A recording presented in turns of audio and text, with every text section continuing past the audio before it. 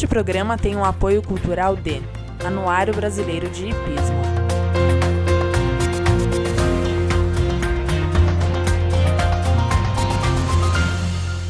Momento Equestre está começando hoje com 3 assuntos bastante interessantes e diversificados. Vamos bater um papo muito legal com o Coronel Salim Nigre sobre o KIR. Vamos conhecer um pouquinho mais de perto a Luísa Silveira, um jovem talento que vem despontando nas pistas de adestramento. Vamos saber da doutora Santina a importância de uma inspeção veterinária. E vamos bater um papo descontraído com o Coronel Renildo e a sua esposa Dulcinha. Vamos ver?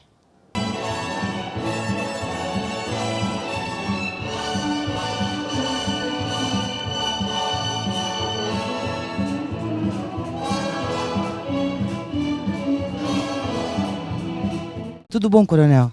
Tudo bem, Silvia. Essa prova que nós acabamos de realizar aqui, que você chamou de KIR, no Brasil nós chamamos de estilo livre. Essa prova ela comporta um julgamento em 2 partes, uma da parte técnica e outra da parte artística. Ela é exatamente igual a outra prova, nos graus de dificuldade, com uma série de exercícios pré-estabelecidos. E essa, como era o Grand Prix, nós tínhamos o piaffe, a passagem, as piruetas e uma série de exercícios que são de nível adiantado. Esses exercícios eles têm que estar devidamente sincronizados com a música. Então a música faz parte também do julgamento. E eles têm que se encaixar dentro da reprise, de forma a apresentar uma harmonia no conjunto, etc. Então nós temos diversos itens, como coreografia, grau de dificuldade, harmonia entre cavalo e cavaleiro. Então são uma série de itens que são julgados e que, no final, somados, dão o resultado da prova. O importante é que elas trazem uma atração maior para o adestramento, porque combina os exercícios clássicos da equitação e do adestramento propriamente dito com a música. Então é exatamente isso que é o freestyle.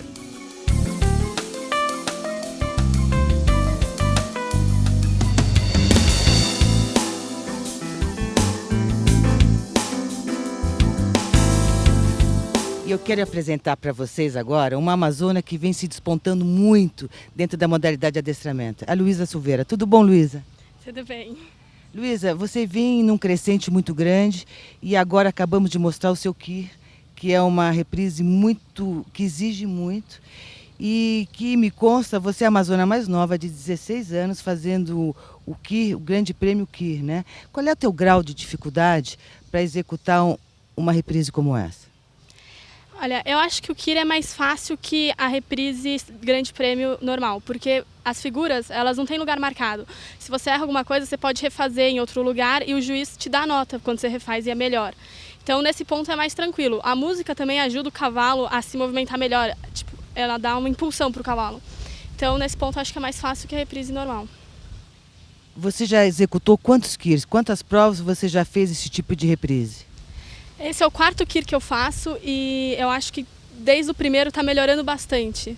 Que assim, a primeira vez foi uma coisa muito nova para mim, eu nunca tinha feito e eu me perdi um pouco com a música, nas mudanças de ritmo. Mas agora eu conheço bastante a minha música e daí eu consigo fazer melhor.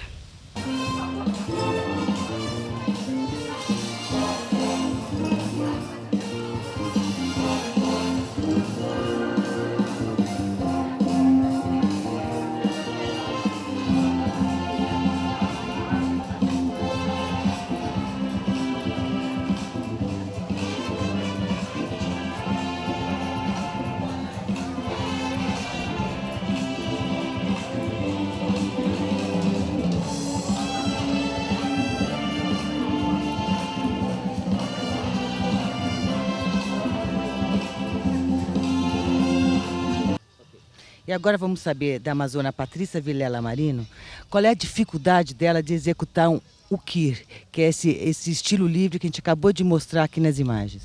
Patrícia, tudo bom? Tudo bem, e você? Tudo ótimo. Eu notei que acho que é uma das reprises mais bonitas essa de musicada, né?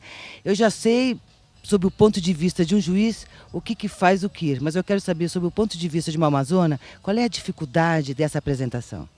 O KIR é uma prova que exige muito do cavalo e do cavaleiro, porque diferentemente das outras provas, onde você tem as letras como as linhas mestras, no KIR você tem que estar muito atento à música, ao ritmo da música e combinar ao máximo a andadura do cavalo com tudo isso.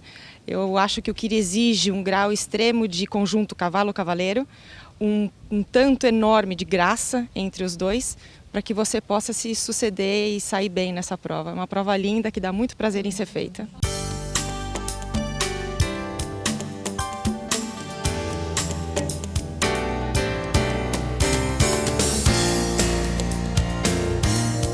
Estamos hoje no Manege Alphaville para conferir e saber um pouco o que é inspeção veterinária. E para isso, nada melhor para nos esclarecer e explicar um pouco para o nosso público, a doutora Santina. Tudo bom, doutora Santina? É um prazer estar podendo dar alguma informação para vocês. Vamos tentar esclarecer o que é uma inspeção veterinária, que na verdade é o começo do concurso. Tudo começa a partir dessa primeira avaliação que é feita pelo cavalo. Você sabe que eu ouvi falar, e eu sei que a sua experiência atravessa fronteiras e a senhora atende muito, inclusive na Europa, que a inspeção veterinária chega a ser tão mais importante do que o próprio evento, né? Por quê? O que acontece dentro de uma inspeção veterinária? Quer dizer, na inspeção veterinária, a primeira coisa que você faz é a identificação do animal. Então, você tem que identificar segundo o passaporte e depois você faz a identificação com a leitura do chip, que é uma coisa mais moderna, onde você realmente consegue conferir todos os dados. E nesse momento é que você vai ver os animais que vão competir. Então, na Europa, isso é um evento, porque as pessoas querem ver os animais que vão participar da prova.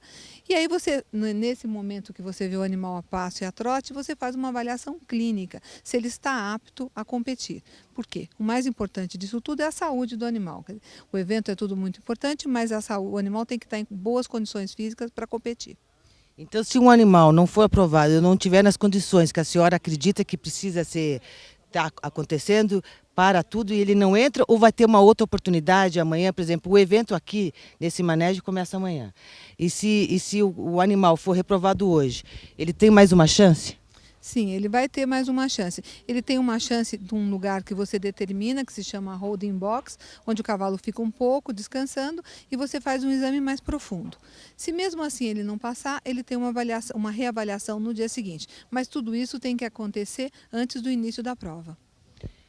Outra coisa, todos os animais para entrarem hoje em dia em concurso nacional, aqui dentro do nosso país, é obrigatório, por lei, ter o chip? Todos os animais que estão regulamentados pela Confederação Brasileira de Hipismo, sim. Em outras raças, em outras associações, não. Mas todos os eventos que estão vinculados à Confederação é obrigatório, sim, se tornou obrigatório.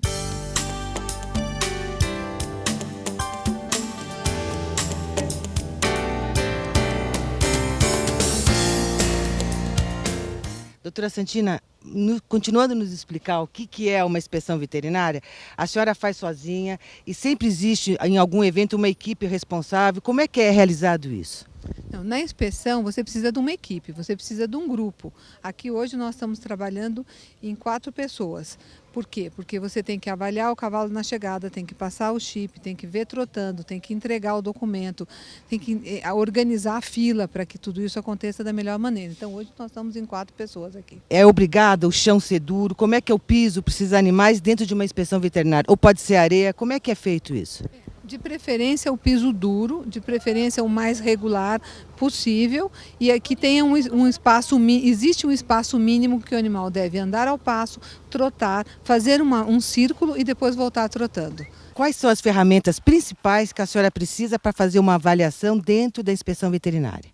Bom, fundamental é o passaporte, né? Começa aqui a maneira que nós temos para fazer a identificação. No passaporte existe uma resenha gráfica que deve ser comparado com o animal. Existe uma maneira correta de preenchimento disso e os veterinários são treinados para isso aí. Nesse lugar também, nesse mesmo passaporte, nós temos um local onde deve estar identificado o número de chip. Se é um animal importado, como é o caso desse, nós vamos reproduzir aqui o número que nós encontramos. Se os animais chipados no Brasil já tem um código de barra. E aí a leitora é essa, a leitora do chip é essa aqui que vai ser feita no animal como nós mostramos anteriormente. Então, essa leitura confere se o chip condiz com o que está dizendo aqui no passaporte, é isso? É isso mesmo. Todos os dados têm que coincidir. E a vacinação também tem, porque os animais para saírem, para transportarem, para sair de uma entidade para outra, é preciso ter vacinas, né? Então, que tipo de vacina eles são obrigados a ter para competir e para poderem sair da entidade deles e irem para outras? Então, existe um programa de vacina que é do país, que é local, e existe um programa internacional. Então, a vacinação contra a influenza, a cada 6 meses, é internacional. Em momentos de surto, você tem uma modificação desse protocolo. E aqui no Brasil, nós somos obrigados também a vacinar contra encefalomielite e gripe.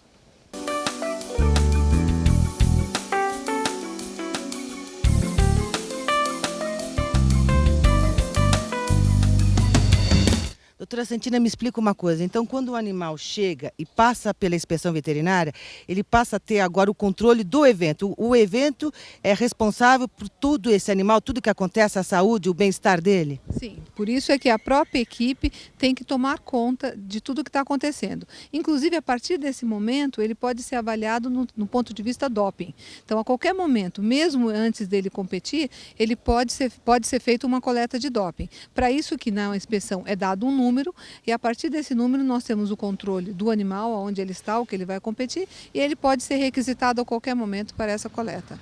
Esse controle de doping é feito através de sorteio ou a alteração de algum animal eles resolvem pegar? Como é que é feito isso? A coleta do doping pode ser feita de várias maneiras. Pode ser feita do animal vencedor, isso aí é pós-prova, pode ser feito por um animal sorteado ou pode ser por um animal indicado. Então, por exemplo, na inspeção, um animal depois ele passa por uma reinspeção, você não gosta dele 100%, você pode fazer uma indicação ao júri e esse júri pode fazer essa coleta. Então, pode ser por essas 3 maneiras, do vencedor, um sorteado ou mesmo um animal indicado. E quem faz essa indicação é a equipe veterinária que é responsável pelos animais do evento, é isso? Não obrigatoriamente, isso pode partir da equipe veterinária ou pode partir do júri, por qualquer avaliação que eles queiram fazer. Às vezes um animal que está indo muito mal, de repente ganha uma prova ou tem um desempenho diferente do que ele costumava ser. Hoje doping é um assunto muito sério. Hoje todas as coisas estão bastante focadas nisso em todos os esportes e nós seguimos a FEI, que é a Federação Equestre Internacional, e hoje a FEI tem toda uma postura diferente que é a FEI Clean. Doutora Santina, a senhora com a sua experiência internacional, e sabemos que a senhora inclusive tem clientes na Europa, a senhora acompanha quando eles têm um evento grande, acompanha a inspeção deles também lá na Europa? Sim, é super importante, porque o animal, na Europa, por exemplo, às vezes os animais viajam muito longe. Então, o animal pode sair bem de casa e não chegar bem na inspeção. Então, normalmente, o nosso trabalho faz com que nós chegamos antes da inspeção, vamos avaliar o animal e acompanhamos sim. E é muito interessante. Todos os veterinários das equipes internacionais acompanham, é um momento bem importante.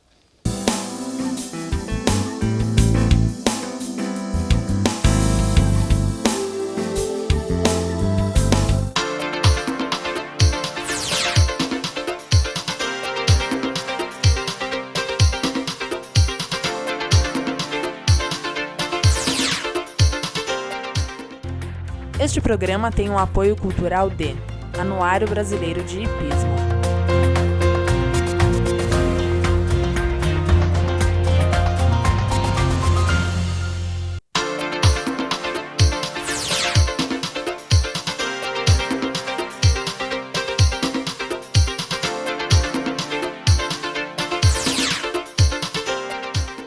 Hoje, o Momento Equestre está na casa da lenda viva do esporte hípico, na casa do Coronel Renildo Ferreira.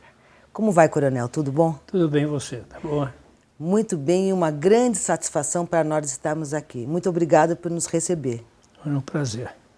Coronel, como é que começou o cavalo na sua vida?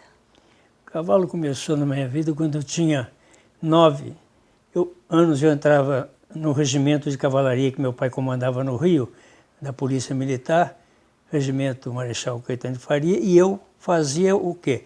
Aprendi a montar e fazia a testa da escola de volteio. Quer dizer, eu saía galopando e atrás os soldados iam fazendo aqui terra-cavalo, terra-garupa, transposição. E nessa ocasião, o tenente Serafim Vargas, que é sobrinho do Getúlio Vargas, ele me viu e resolveu me ensinar a saltar. Foi aí que eu dei os primeiros saltos. O DNA de hipismo está na veia da sua família. O seu pai também era da cavalaria, né? Era da cavalaria, da Polícia Militar do Distrito Federal, Rio de Janeiro. E isso, de uma certa forma, influenciou o senhor? Eu acho que sim, porque meu pai, para mim, foi um exemplo para tudo. De modo que ele me deu essa oportunidade e eu soube aproveitá-la, felizmente, graças a Deus. O senhor tem 4 Olimpíadas 4. no seu histórico de vida. Me fala um pouquinho delas. Bom, a primeira Olimpíada foi só no concurso completo de equitação com o cavalo índio e foi uma equipe assim feita as carreiras e nós só participamos. A nossa participação lá não foi nada brilhante. Em que ano foi isso? 48. Em 52 nós já fomos mais preparados para a Olimpíada de Helsinki. Nessa Olimpíada nós tiramos 4º lugar por equipe, onde o coronel Eloy Menezes foi medalha de prata com o cavalo Biguá, o Eloy Menezes. E depois de 52 tivemos 56. Nessa de 56 foi aquela do avião.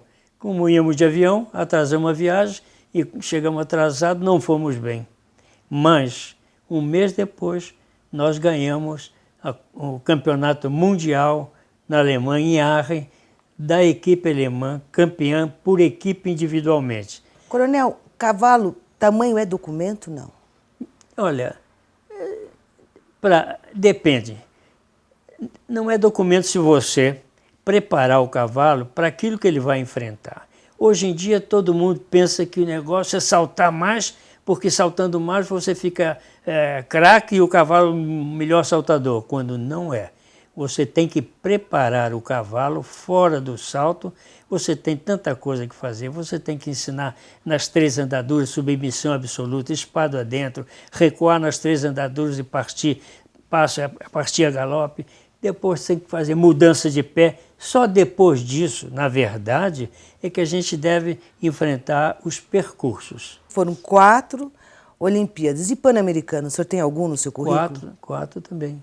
E como é que foram esses Pan-Americanos? Pan-Americanos, nós tivemos assim, sempre uma apresentação boa, mas a melhor mesmo foi em 67, quando nós tiramos a primeira medalha olímpica por equipe em Pan-Americano, em 67, com o cavalo daquele senhor suíço que eu falei para você. Sempre ao lado de um grande cavaleiro existe uma grande mulher. E eu não posso deixar de chamar agora a esposa do coronel Renildo, Dulcinha. Tudo bom, Dulcinha? Entra aqui, senta aqui junto com o coronel. Oi, tudo bom? Que prazer estar com vocês aqui, viu? Ah, o prazer é recíproco. Dulcinha, é muito difícil ser esposa de um grande cavaleiro? Bom, depende do cavaleiro, né? Se o cavaleiro for bacana como esse aqui, não é não. Mas se for daqueles invocados, é sério, hein? Você sempre acompanhou? Sempre. Em viagens? Sempre acompanhei, sempre fui companheira. Quanto tempo de casamento? 56 anos. Nossa. Quantos filhos? 3. Todos são do hipismo ou não? Não. Curiosamente, Renildo não conseguiu passar para todos eles o ideal dele. Coronel, a esposa ideal para um grande cavaleiro, né? Para mim, ela é ideal. Sempre te deu tranquilidade, serenidade nos momentos mais difíceis, né? Verdade. E eu não sei se seria o que eu fui se eu não tivesse essa mulher ao meu lado. O senhor deixou um grande legado para a comunidade hípica nacional e internacional. O seu livro. Me fala um pouco dele e mostra para o nosso público, coronel, o seu livro, O Hipismo Brasileiro. O meu livro é esse aqui, O Hipismo Brasileiro, em 4 edições. Foram 4 edições. Eu não fiz mais, e sempre todas elas esgotadas. Eu não fiz mais porque senão eu acabava indo para a Academia de Letras. Você pensou? Eu seria um imortal na Academia Brasileira de Letras. Nesses livros, Coronel, o senhor relata um pouco de toda a história do hipismo, das Olimpíadas, mas também fala de grandes cavaleiros, né? Grandes cavaleiros. Naquela época do senhor, que o senhor competia, quem era o cavaleiro que se destacava mais em termos mundiais? Naquela época, não eram muitos. Tinha o inglês, que era o Coronel Lew Hunter, com o Fox Hunter, Coronel Llewellyn com o Fox Hunter.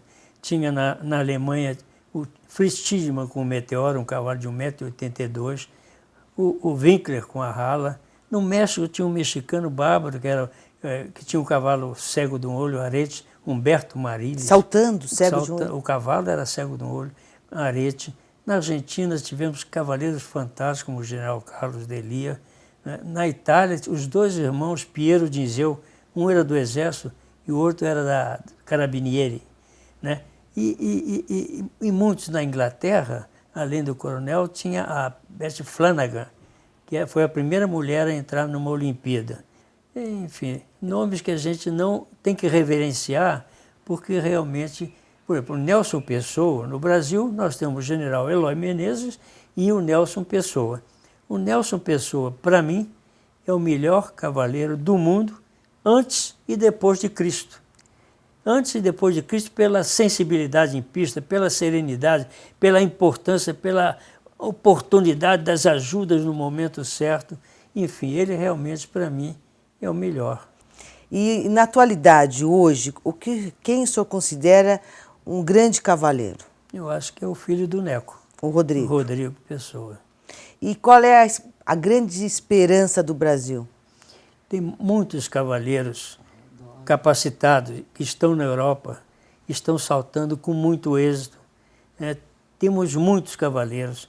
Temos o Doda também, que está agora na Holanda. O senhor acha, sinceramente, que para se destacar no contexto hípico internacional precisa morar no exterior ou hoje em dia já temos uma infraestrutura aqui no Brasil para acolher esses grandes talentos? Que aqui no Brasil nós temos estrutura para tudo isso, mas a estrutura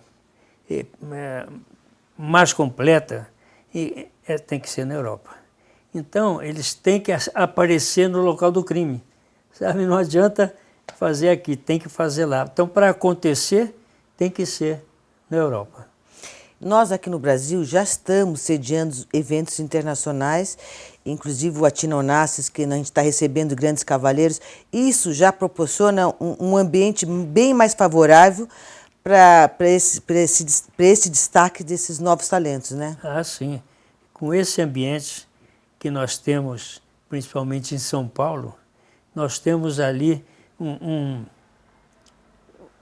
como se fosse um fogareiro, em ebulição, produzindo, sabe? Ali se formam grandes cavaleiros. Que o hipismo é nato ou se vai adquirindo, se praticando, a pessoa dá, ou o talento nasce? É nato. É nato. O exemplo é o Nelson Pessoa, que o pai dele é que gostava de hipismo, tinha no Bangu Atlético Clube um departamento de hipismo. E ele não gostava, ele não ia. Então ele chegou comigo pela mão e pediu que eu ajudasse. Então eu fiz só ajudá-lo. E no momento ele foi embora, ele próprio descobriu que tinha gosto e que tinha talento para aquilo. Eu não fiz nada, ele mesmo é que descobriu que tinha o talento e foi embora. Coronel, a coragem é muito importante para o esporte hípico ou a serenidade é mais importante que a coragem? A coragem é mais importante, você vai graduar essa coragem com a sua serenidade na pista. Com a determinação. É. O que o esporte trouxe para o senhor na sua vida? Me sinto agradecido porque eu recebi do esporte uma felicidade total. Eu recebi as glórias das vitórias, como eu recebi o respeito dos dirigentes, dos meus companheiros de esporte, pelo meu perfil nas pistas e pelos alunos também, que foram muitos que eu ajudei e fiz serem grandes cavaleiros. Coronel, será que seria indelicadeza minha perguntar qual é a sua idade? Bom, 86 primaveras. 86 anos de experiência. Experiência. E o que o senhor pode me falar nesses 86 anos, dentro do esporte hípico, qual foi a sua maior felicidade? Foi a vitória que nós tivemos depois da Olimpíada de Estocolmo, em que a Alemanha ganhou o primeiro, segundo e terceiro lugar individualmente e por equipe. Um mês depois, nós vencemos essa prova desse campeonato mundial e só com 3 cavaleiros, o Eloy, o Neco e eu. Essa foi a maior vitória do Brasil e a maior alegria que eu tive. E qual foi a sua maior decepção? Foi quando morreu o Bibelô. O Bibelô é um cavalo da minha vida, um cavalo que foi a 3 Olimpíadas. Coronel, por muito tempo o senhor foi tido como um dos melhores cavaleiros de todos os tempos, inclusive o senhor foi um dos poucos cavaleiros que atingiu 10 mil pontos, porque antigamente os cavaleiros eram ranqueados por pontos. Claro. Mas diz que esse dia que o senhor conseguiu atingir esses pontos foi um dia muito atípico. O que aconteceu? Aconteceu que naquela época nós tínhamos que saltar com a manta de peso para alcançar os 75 quilos, eu só tinha 65. E eu e o meu ordenança esquecemos de colocar o peitoral no arimã, que era um puro sangue que tinha que portar a barriguinha assim para cima. E começou a prova, a cela começou a correr para trás, eu tive que passar para frente da cela, ela começou para trás, e eu para frente e a cela para trás, na garupa, no rabo do cavalo, mais um vira ali, mais outro, e passo a linha de chegada com a cela embrulhada nos jarretes do cavalo e, portanto, com os 75 quilos ali valendo aquela prova. Além de cavaleiro, além de instrutor, o senhor foi presidente da Federação Paulista de Hipismo. Claro. E presidente por muitos anos do Clube Hípico de Santo Amaro. O que é mais difícil? É ser cavaleiro ou ser dirigente? Olha, eu vou dizer para você, cavaleiro é mais fácil. No meu caso, era mais fácil ser um cavaleiro, mas também eu sempre gozei do apoio, porque aqueles que viam que eu trabalhava com alma, com coração, para que o clube fosse bem, que os concursos fossem bem organizados, eles viam que eu também tinha essa qualidade. O que o senhor pode me dizer na qualidade de dirigente, seja de clube hípico ou de federação? O aprendizado que eu tive é ter que respeitar algumas opiniões que não são iguais à sua, né? E agir de modo a que aquelas pequenas diferenças ou eram aceitas por mim, ou eles compreendiam que eu tinha razão e passavam então para o meu ponto de vista. Era a única diferença que tinha. O cavalo ensina o que para a gente? O cavalo ensina a primeira coisa é você ter coragem, determinação, modéstia, simplicidade, respeito. Tudo isso ele nos ensina. Esse animal nos ensina coisas que muitas vezes nossos professores não nos ensinaram. Para a gente encerrar nosso bate-papo, uma mensagem para as pessoas do esporte e para quem não é do esporte. Que ela tenha dignidade, que ela tenha uma compostura moral, que seja capaz de impressionar os seus semelhantes. Tem que ter uma dedicação firme, tem que ter determinação, tem que ter coragem, tem que ter, enfim, todas as qualidades que definem um bom caráter. Muito obrigada, Coronel. E hoje nós aprendemos que atitude é tudo, seja na vida, seja no esporte. Ficamos por aqui. Muito obrigada e até a próxima semana.